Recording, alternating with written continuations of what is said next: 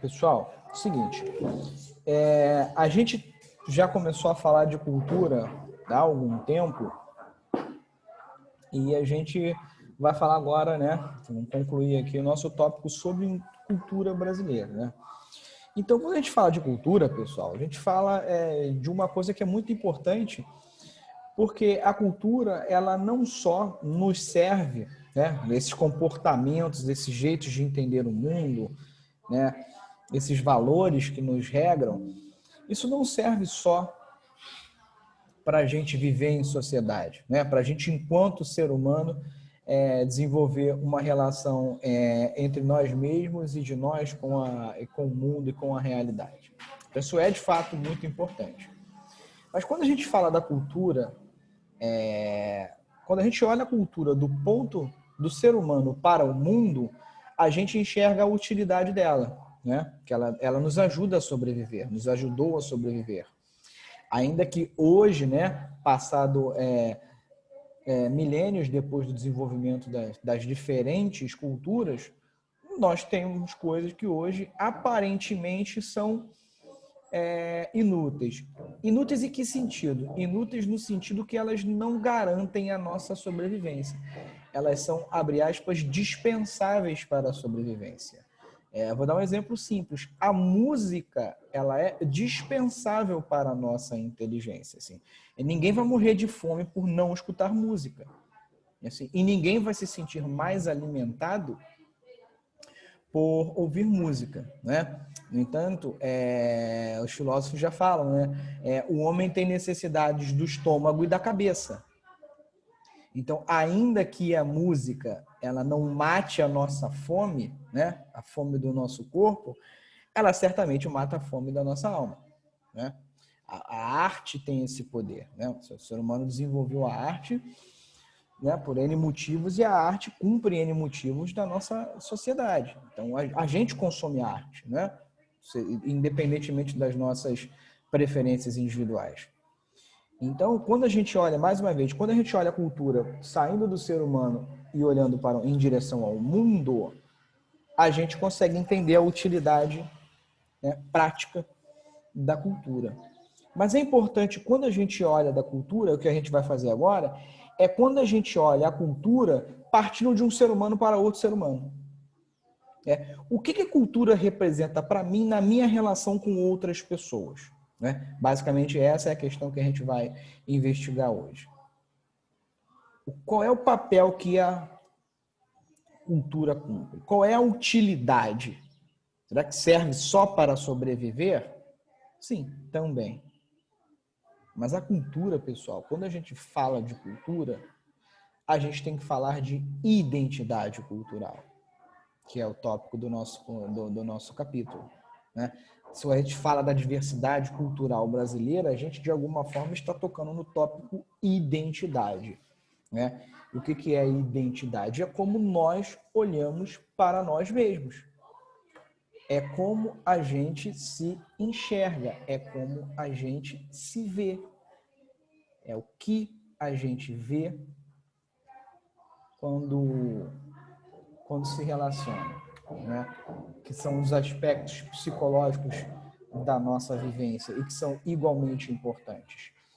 Então, se nós, pessoas, né, estranhos, né, talvez com uma outra exceção, nós aqui não participamos do mesmo núcleo familiar, né? Eu certamente com nenhum de vocês. Então, vocês, a maioria de vocês entre si, vocês não têm ligações sanguíneas, vocês não têm ligações biológicas, né? Não são irmãos, não são primos, e assim por diante. Mas, no entanto, a nossa cultura, ela também nos une enquanto estranhos, né? Apesar de não pertencermos às mesmas famílias, nós nos reconhecemos como iguais. Nós nos olhamos e reconhecemos, opa, aquele sujeitinho ali do outro lado, aquela menina, aquele menino ali do outro lado, tem algo nele que é parecido com o que tem em mim. Né? nós podemos falar que essa identidade, né, o identificar-se, o ver coisas iguais, identificar coisas iguais, está alicerçado na cultura. Então, é o idioma que a gente fala, com o sotaque que a gente fala, pode ser a nossa religião, pode ser costumes, festas, enfim, valores morais que a gente divide que nos tornam iguais. Então, quando nós vemos pessoas...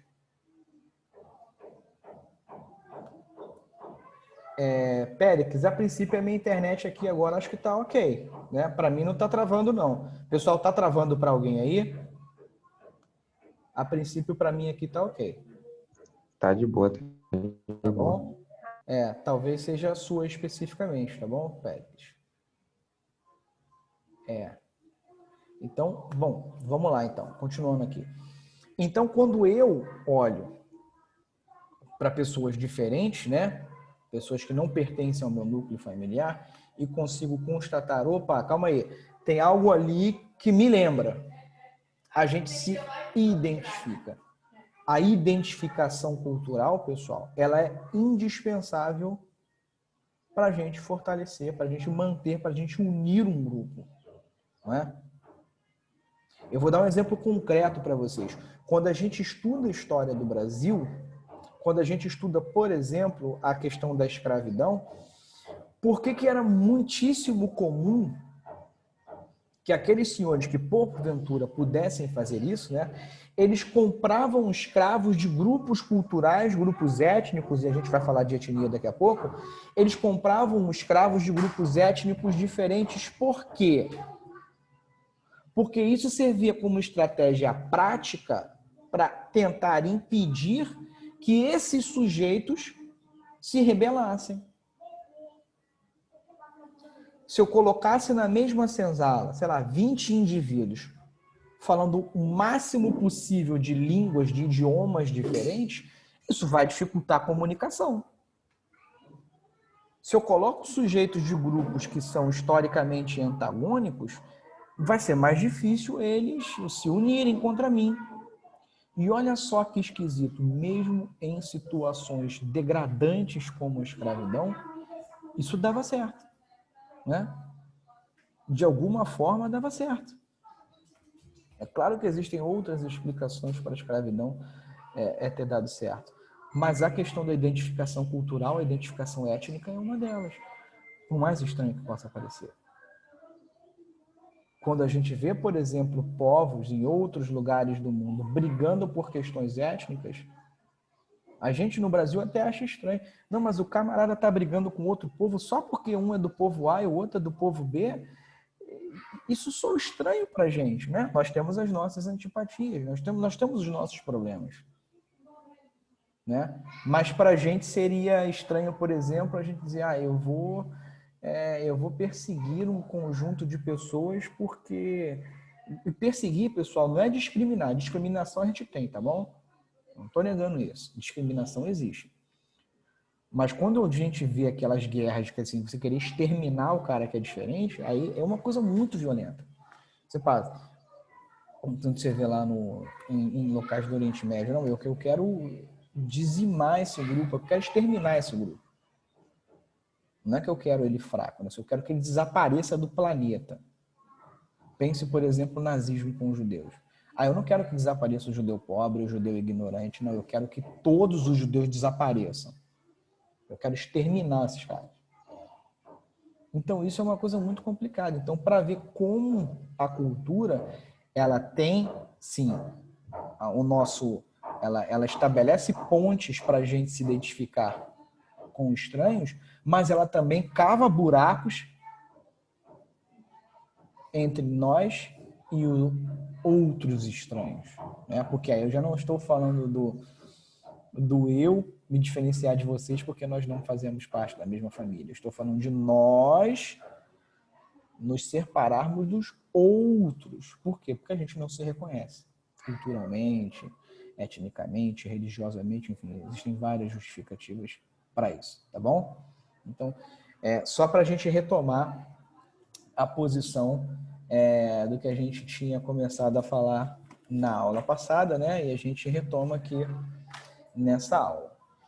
Então, quando a gente fala de uma unidade nacional, lembrando da nação que a gente falou na aula passada, nação vem de nascimento, né? De pertencermos ao mesmo grupo, a gente pode até pensar, opa, calma aí, né? Mas dentro de uma comunidade lá na França, os sujeitos... Vamos usar um exemplo concreto, né? A molecada gosta mais de futebol. Digamos que você pegou aí acabou o corona aí, você pegou o teu jatinho particular e foi ver um jogo do Barcelona, né? Todo pimpão lá no jogo do Barcelona em Madrid. Com o Real Madrid, você gosta do Messi e tudo mais, você vai torcer para eles, né? E aí, você chega lá na torcida do Barcelona e fala, caramba, cara, o futebol de vocês espanhóis é muito bonito mesmo, bem jogado, não sei o que lá. Cara, o cara que torce pro Barcelona, que mora lá em Barcelona, ele vai dizer para você, meu amigo, eu não sou espanhol não, cara, eu sou catalão. Você vai dizer, opa, calma aí, como assim catalão? Você não mora na Espanha? Eu falei, moro na Espanha, mano, não sou espanhol não, sou catalão. Por quê?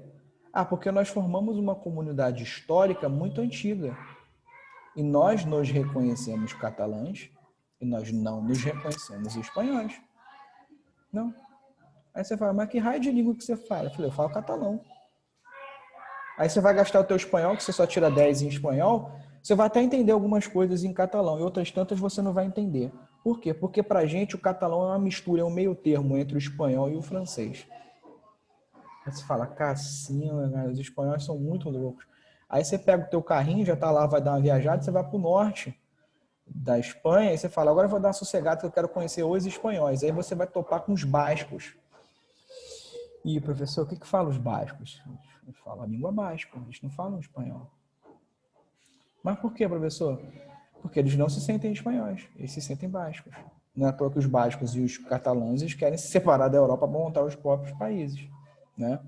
E se você fuçar direitinho, você vai encontrar uma galera ali na fronteira entre Espanha e Portugal que fala o galego. O que é galego, professor? O galego é uma mistura de português com espanhol. Então, reparem bem. A gente olha de fora, pode pensar que é a mesma coisa. Mas quando olha de perto, a gente não vê que é a mesma coisa.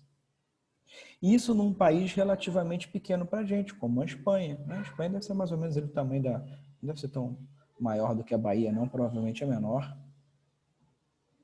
E dentro desse pequeno país, né, existem 4 grupos linguísticos, né, que não se identificam, fora os dialetos locais, que é o galego, né, o basco, o catalão e aí o que a gente chama de espanhol, né, que na verdade eles chamam de castelhano. Então, tudo isso, pessoal, são exemplos concretos para trabalhar vocês, que é o seguinte: como é que a gente cria a identidade nacional, né? Quando a gente cria a identidade nacional, que é um tema que a gente começou a trabalhar na aula passada, a gente vai ter que, né, dar uma padronizada na coisa. Nós vamos ter que escolher algumas características que a gente quer destacar e dizer, olha, essas são características típicas dos brasileiros. Ok. E essas características, elas, quanto mais... Lembra que eu brinquei com vocês que é tipo um checklist, quanto mais você acertasse, quanto mais características você tivesse, isso te tornaria pertencente ao grupo brasileiro, tá? Quando a gente olha a história oficial do Brasil, a nossa história e os nossos mitos, eles são eminentemente europeus e brancos, né? Branco católico. A gente vê que foram os portugueses que descobriram o Brasil, né? A gente brincou com isso na aula passada, que os índios estão aqui há pelo menos uns 10 mil anos, né? Aqui que eu digo o território que hoje é o Brasil. Quando a gente fala do ponto de vista numérico, vieram mais africanos para cá do que portugueses, né? Em média, 8 africanos para cada português, né? E portugueses que vinham para cá, em sua maioria, eram homens. Então, a mestiçagem, pessoal, tem o historiador Alberto Costa e Silva que ele vai dizer o seguinte: o grande útero brasileiro é o útero indígena. Porque esses caras, eles né, moravam, casavam, viviam com as indígenas, as índias, né? Que também tem um monte de grupo indígena, né? Ou com negras, né? As alforriadas. E esses filhos, abre aspas, mestiços, iam tendo filhos com mestiços e mestiçando, e a mestiçagem rolava solta no Brasil, né? Muita gente pode dizer, professor, você vai lá na Alemanha, pô, dá até para ver um alemão assim, né? O alemão, ele é louro de olho azul, né? Se você for lá achando isso, você vai dar de cara, porque tem um monte de alemão que ele né, tem cabelo castanho e olho castanho. Mas você pode até achar, não, o cara tem mais ou menos um biotipo ali, né? Brancão ali, louro, de olho azul, algo parecido. Mas, cara, qual é o biotipo brasileiro? Não é? A pele morena do preto pro branco aí, tem um monte, tem uma palheta inteira, né? Fisicamente falando, também não é ser negro, não é ser branco, né? Não é ser indígena, é ser isso tudo e um pouquinho mais. Então, o critério biológico não cola muito para a identidade nacional brasileira, né? Tá, beleza, Péricles. Não conta muito para o critério. Então, a gente vai começar a criar critérios. E quais são esses critérios? Como eu tinha dito, o critério é europeu, né? Europeu, cristão, católico. Então, nós temos, por exemplo, em todos os estados brasileiros, salvo se eu não estiver falando alguma bobagem, todos os estados brasileiros, talvez se não todos os municípios, acredito que a maioria dos municípios brasileiros tem um santo padroeiro, e que inclusive é feriado, e que a gente adora porque não tem aula. Mas se você olhar isso do ponto de vista da pluralidade do nosso povo, você acha esquisito. Porque não tem um feriado, por exemplo, evangélico, não tem um feriado budista, não tem um feriado judeu, não tem um feriado muçulmano, não tem um feriado hindu, não tem um feriado para os orixás, né, da matriz africana, não tem um feriado para as entidades indígenas, né, das religiões indígenas, e todas essas religiões que eu citei existem e convivem aqui no Brasil. As religiões de matriz africana, então, elas têm uma contribuição muito grande para a nossa própria religião, né? É claro que em alguns lugares do Brasil, mais do que os outros. E, no entanto, até onde eu sei, né, não tem nenhum feriado aí para esse tipo de religião, né? A padroeira do Brasil é a Nossa Senhora, não é uma entidade de qualquer outra religião. Então, reparem que há uma preferência, né, para um determinado tipo de religião. E aqui, pessoal, eu não estou dizendo que isso é bom ou que isso é mal, não, tá bom? Não estou fazendo nenhum juízo de valor da religião, dizendo que tal religião é melhor ou pior do que a outra, tá bom? Eu estou só fazendo uma constatação sociológica, tá? Não há nada de pejorativo nisso. Mas quando a gente faz essa constatação, a gente vê que há uma preferência para determinados tipos de matriz religiosa, determinado tipo de matriz cultural, né? A gente destaca os grandes nomes da literatura, que a gente chama de universal, mas quando a gente coloca na ponta do lápis, né, são muitos europeus, né? Isso quer dizer o quê? Que não existe literatura interessante na África? Pelo contrário, existe literatura interessantíssima na África, na Ásia, na Oceania, em tudo qualquer lugar do mundo, inclusive no Brasil. Só que a gente costuma dizer, isso aqui é clássico, aquilo dali não é clássico, né? E o critério, mais uma vez, não estou dizendo que tal cultura é melhor ou pior do que a outra. Tal música é melhor ou pior do que a outra. Eu estou dizendo que há uma forma de seleção. De dizer, isso aqui é melhor, isso aqui não. Isso aqui é superior, isso aqui é inferior, né? Isso, quando a gente diz tais práticas religiosas, culturais, etc., são inferiores, a gente pratica o que o sociólogo Pierre Bourdieu chama de violência simbólica. O que é a violência simbólica? A violência física é você violentar, machucar fisicamente um indivíduo. A violência simbólica é você denegrir a cultura do indivíduo. É eu dizer, ó, o fulano de tal cultura, de tal religião, né? Vamos falar dos hindus, que tem pouco hindu aqui no Brasil, a gente não ofende muito. A religião hindu, ela é inferior, ela é bárbara, ela é atrasada, porque os caras acreditam que vaca é sagrada, que tem um monte de Deus que criou um mundo, que não sei o quê. Meu amigo, aquilo dali só é inferior na tua cabeça, na cabeça de quem discrimina. Porque na cabeça do hindu, ok. Mas se eu tenho um sistema que fico toda hora, ó, isso aqui é inferior, aquilo dali não presta, aquilo dali não sei o que lá, eu pratico a violência simbólica. Por quê? Porque eu nego à pessoa o direito dela ter uma identidade. Não é? E os praticantes das religiões de matriz africana? Eles não têm direito de ter orgulho da sua religião?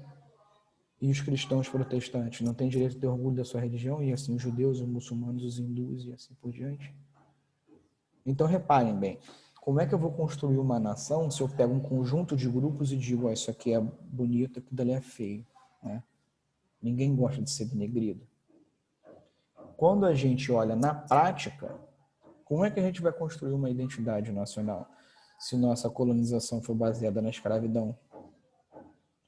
Se nossa colonização foi baseada na violência, na apropriação violenta da terra, né? Na expulsão dos indígenas, na dizimação deles? Então, como é que a gente cria uma nação homogênea de pessoas que se identificam, né? Opa, eu sou igual a você, se o caldo que juntou essa galera não é um caldo pacífico, mas ao contrário, é um caldo violento. A sociedade brasileira, ela é violenta hoje porque ela sempre foi violenta, né? Em todo o período da colonização do Brasil, desde que os portugueses pisaram o pé aqui, as nossas relações sociais, elas são banhadas, perpassadas pela violência. Violência física, violência simbólica. E aí, mais uma vez, eu pergunto, como é que eu crio uma nação se as nossas relações sociais, ao longo do tempo, foram mais violentas do que harmoniosas? Se elas foram mais conflituosas do que cooperativas, né? Então, a gente outro exemplo prático. Teve um problema lá no Japão, a usina de Fukushima, que explodiu alguns anos atrás, né? A usina atômica. Deu todo aquele problema, não sei o que, sei lá, o negócio explodiu na segunda-feira. Cara, na terça-feira, os japoneses já se uniram para tentar resolver o problema. Aí você fala, nossa, isso aqui é povo unido, né? Sim, porque as relações deles são relações de identificação. E o cara que está lá no norte do Japão se identifica com o cara que está no sul. Isso não quer dizer que não haja conflitos na sociedade. Os conflitos, eles agem. Só que eles não são resolvidos de forma violenta, como é o caso do Brasil. Então, por isso que fica mais fácil, se eu não tenho uma relação antipática com você, é muito mais fácil que a gente se ajude, né? Em uma situação difícil. Mais uma vez, exemplos práticos. Atentados terroristas lá na Europa. Pô, teve um atentado terrorista alguns anos atrás, numa boate lá, né? Tentaram fazer num jogo da França, não deu certo, assim, graças a Deus o cara não entrou no estádio. E o que acontece? Depois daquilo, quando teve o atentado, meu Deus, aquela correria, né? Todo mundo tá louco, quer chegar em casa e se proteger. O que muitos hotéis fizeram? Abriram as suas portas. Valeu, Vitor. Tudo de bom para você. Vai lá. O que muitos hotéis fizeram? Abriram as portas para abrigar as pessoas. O que muitos taxistas fizeram? Se ofereceram para levar gratuitamente as pessoas ou para esses hotéis ou para as suas casas, né? Ou seja, o povo se uniu para, diante daquela emergência, eles se protegerem, né? Que é o que pessoas com uma convivência amigável e civilizada fazem. Brasil, Brumadinho, né? Foi início do ano passado, se eu não estou enganado. O que as pessoas fazem? Montam um site na internet para dar golpe em doação. Então você vai lá na boa fé, poxa, vou doar lá, sei lá, R$100 para comprar água lá para os caras, não sei o quê, né? É a única coisa que eu posso fazer morando aqui na Bahia. Aí você vai lá na boa fé, tenta ajudar, mas na verdade o cara está te roubando. Aconteceu em Brumadinho, aconteceu em Santa Catarina uns anos atrás. O pessoal doando roupa, né? Para as pessoas desabrigadas, e aí o que acontece? As pessoas que recebiam, algumas, né? Nem todas, algumas pessoas roubavam e depois iam vender em brechó. Assim. Isso é inimaginável no Japão, ou na França, ou em outros lugares em que o senso de comunidade ele é mais forte. Então, repare, é na dificuldade que as pessoas se ajudam. E nem nas dificuldades, né? É claro que isso não estou generalizando o Brasil. Eu só estou dando um exemplo de como a nossa nacionalidade, a nossa identificação, ela é problemática. Porque as nossas relações sociais são problemáticas, né? Nós temos uma desigualdade social muito profunda. Nós temos uma desigualdade, uma violência física e simbólica muito arraigada na nossa história. Por isso que quando a gente vê, por exemplo, nos projetos de criação de um mito, né, para a brasilidade, que brasilidade é essa? É uma brasilidade harmônica. Né? O brasileiro ele é boa praça, ele é jovial, ele é brincalhão, ele é alegre. De fato, nós temos essa qualidade. Nossos povos, a maioria das pessoas no Brasil são realmente assim. Mas isso não exclui os problemas que nos constituíram. Então, repare, quando a gente vê com Getúlio Vargas, na década de 30, sobretudo, a partir do golpe de 37, do golpe do Estado Novo, ou durante a própria ditadura militar, ocorre o que eu tinha falado na aula passada. O nacionalismo do Brasil é um nacionalismo que tenta apagar as desigualdades, ele tenta apagar a violência da colonização em nome não de um passado harmônico, mas de um futuro harmônico. Então, o nosso nacionalismo ele é diferente. O nacionalismo europeu ele aponta para trás. O nacionalismo brasileiro ele aponta para frente. Por quê? Nós somos uma sociedade colonial, então a gente precisa passar por cima dos problemas do passado para nos tornarmos uma nação no futuro. Olha só, aqui em teoria, é até interessante, né? A gente precisa resolver os problemas do passado para nos tornarmos uma nação no futuro. Ok, está certo. O problema é como a gente faz isso. E esses sujeitos desenvolveram um sistema muito fácil. A gente faz o quê? A gente apaga o conflito. Mais uma vez, se a gente volta no tempo e pega os livros da ditadura para trás, temas como esse que a gente está discutindo agora simplesmente não seriam abordados. O professor não ia falar isso. E se ele falasse, é bastante provável que ele fosse encana. Então, reparem, a gente não está fazendo nada demais aqui, a não ser discutir a história do Brasil. Mas isso nos traz questionamentos, nos faz enxergar coisas que talvez a gente não enxergasse antes, né? Ou enxergasse de outra forma, que a gente faça, que a gente repense, né? Enfim, que essa é a função da educação. Então, a gente vê que esse apagamento das culturas, principalmente de matriz indígena e matriz africana, ele é real. E quando não há o apagamento, há uma ressignificação. Né? O livro de vocês dá um exemplo muito interessante na página 11, que é o samba. O samba, ele nasce no Rio de Janeiro, né, na virada ali do século XIX para o século XX, como um ritmo musical marginal no sentido de estar à margem da sociedade. Não é? Por quê? Ele não é um ritmo musical de matriz europeia, muito pelo contrário, né? Muito mais africano do que europeu, apesar da viola, né, europeia ali. Ele é basicamente de matriz africana. E esse samba ele tinha muito característica nesse momento, por quê?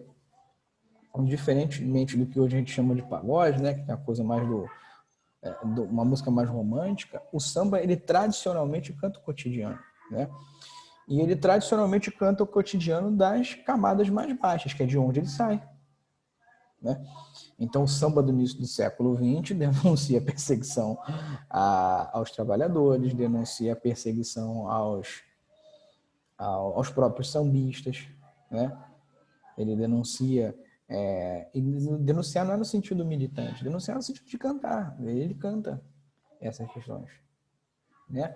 Tem uma música que é interessante, vou dizer só um trechinho para vocês, que ela teve que ser refeita justamente porque ela era desagradável demais, digamos assim, né? Se chama o Bonde de São Januário, do ano de 1940, portanto, durante a ditadura do Estado Novo de Getúlio Vargas. Qual é a versão original do texto aqui? Ó? O bonde de São Januário leva mais um sócio otário, só que eu não vou trabalhar. A versão modificada, né, por sugestão do governo, apesar dos compositores dizerem que não houve sugestão, ficou como: o bonde de São Januário leva mais um operário, ao invés de mais um sócio otário. Sou eu que vou trabalhar. Antes era só eu que não vou trabalhar. Agora sou eu que vou trabalhar. Por quê? Aqui o que está sendo denunciado nesse momento aqui são as condições não muito ruins de trabalho. Não é? Então você tira do samba aquela malandragem negativa, né? Malandragem negativa, né? Dizendo que o samba é música de vadio, e torna o samba música de trabalhador. Não é à toa que, por exemplo, durante a ditadura militar, principalmente no Rio de Janeiro, né, que é a realidade que eu conheço mais, muitas escolas de samba, na verdade, faziam sambas, enredos, assim, bem vistos pela ditadura, né? E ganhavam patrocínio do governo e tal, não sei o quê. Então, reparem, a relação entre cultura e ideologia, ela é muito estreita, né? Os governos, tanto de esquerda quanto de direita, né, de centro para cima e para baixo, mas principalmente os governos autoritários, eles se utilizam da cultura para criar aceitação por parte do povo, né? Já que no chicote não dá para se impor, né? Pelo menos não durante muito tempo. Então é preciso que as pessoas queiram estar naquele estado, né? Naquele estado de coisas. A gente vê que a cultura, então, ela normaliza isso. Ela torna a desigualdade algo normal, tá bom? Isso é uma coisa muito comum que é feita durante os governos ditatoriais, que foram feitas, né, durante o governo ditatorial, né? A gente sabe que durante o Vargas, durante a ditadura militar, havia um controle da produção cultural muito intensa, né? A ponto por exemplo, a gente vê que no caso da ditadura, só para a gente ficar aqui, muitos artistas foram perseguidos, né? Uns tantos tiveram que fugir do Brasil, outros foram presos, né? Outros tinham dificuldade de conseguir registrar mesmo a sua música, né? Hoje você tem que registrar a tua música se for um cantor. Hoje você não tem dificuldade para registrar. Mas naquela época não. Havia a figura do censor. O cara bate o olho na tua letra e fala: isso aqui não passa. Ah, por quê? Por que não? Né? A gente brinca, por exemplo, o Chico Buarque teve uma época que o pessoal nem lia as letras dele, já metia um não de cara. Então ele teve que inventar um pseudônimo, né? Que é o chamado Julinho da Adelaide. Então a galera via o nome, opa, Julinho da Adelaide passa, né?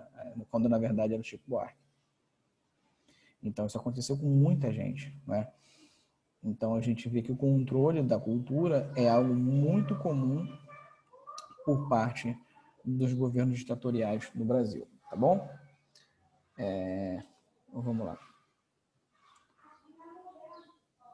Pessoal,